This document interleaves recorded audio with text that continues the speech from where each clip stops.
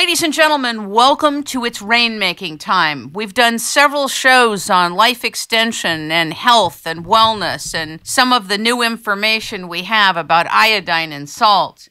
We've talked to people about the advances with telomerase.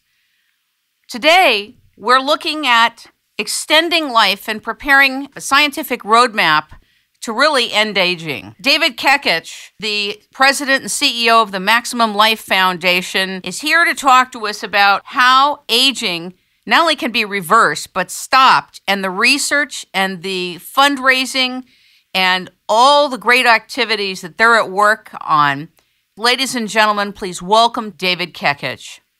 Thank you, Kim. Thank you for being here.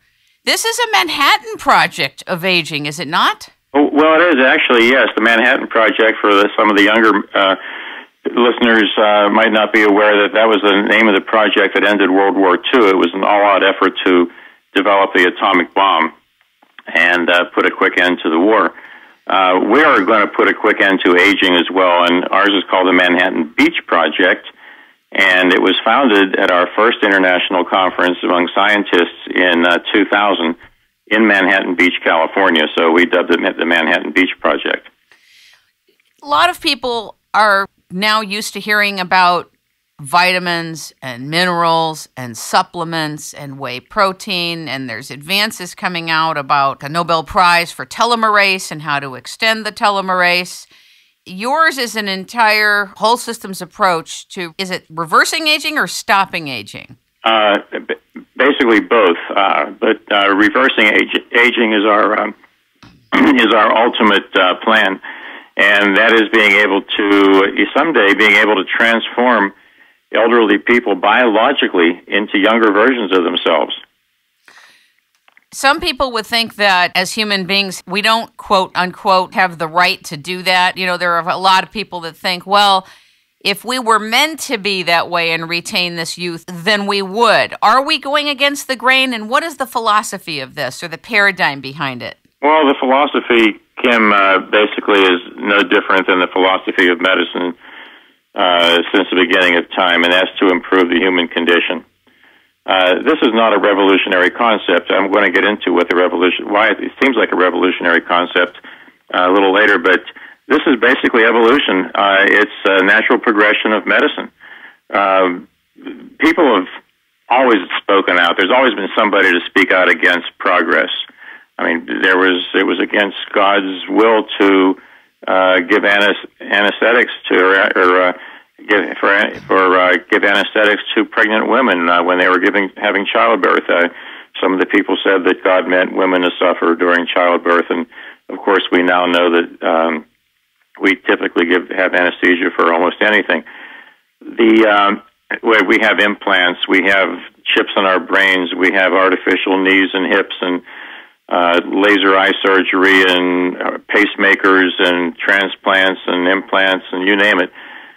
When these first came out, we had people objecting to them, but now they're mainstream.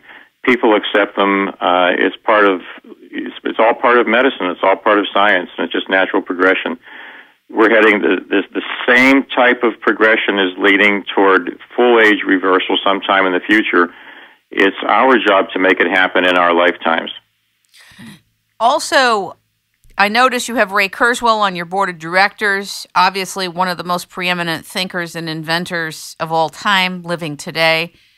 I would imagine that when you have a board like that, you have a fast track into the future. And then really talk about the law of accelerating returns. You're going to be in it, aren't you? Well, we are. Ray's actually been a huge influence on me, and his law of accelerating returns is the foundation of why extreme life extension can happen and will happen in many of our lifetimes.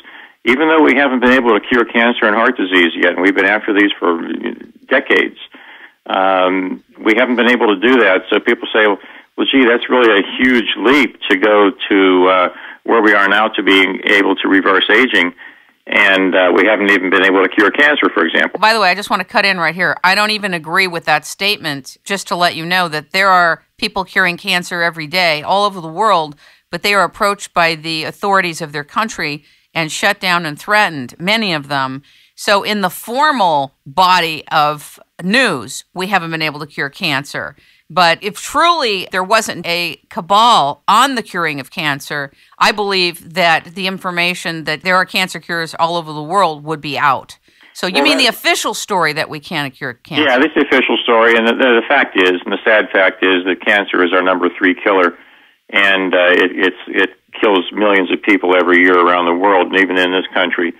But heart disease is another example, number 1 killer. We haven't been able to solve that yet. People still die from heart diseases and strokes and heart attacks. But let's just say, the argument is, well, we haven't been able to cure these problems.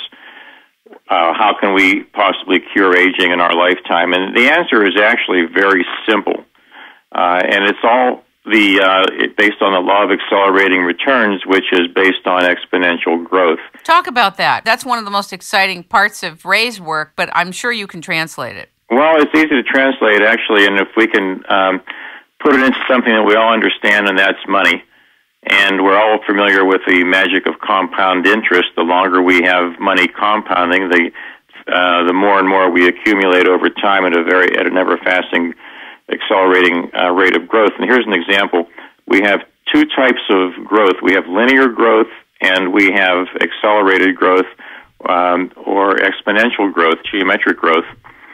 And the difference between the two is if you take $1 and you start out in year 1 and you add $1 to that dollar in year 2, you've now got $2, and that's called linear growth. You're adding a fixed amount every year. In year 3, you have $3 in year 4 and so forth, and by year 10 you have $10. Actually $11 if you start at year 0 with $1. But with exponential growth, things happen much more quickly. But it's deceptive because it looks very much like linear growth at the beginning. If we take that same dollar but we multiply it by a factor called the exponent, and let's call this exponent 100%, and let's say we double that dollar, and I'll get into why we're using 100% in a minute. Right. Let's take that dollar and we double it, and in the second year, we have $2, just like linear growth. It appears to be exactly the same. In year 3, we double it again, and now we have $4. Well, with linear growth, we had $3. And we can see there's an improvement, but it's very slight. It's deceptive. It's sneaking up on us. But by the end of year 10, instead of having $10 or $11, we now have over $1,000. And by year 30, instead of having $30 or $31, we now have $1 billion. Now, let's translate that into why this has an impact on scientific progress, and particularly in aging. The rate of our growth of the power of the tools that we're using to stop aging or to slow aging is about 100% a year. What does that mean?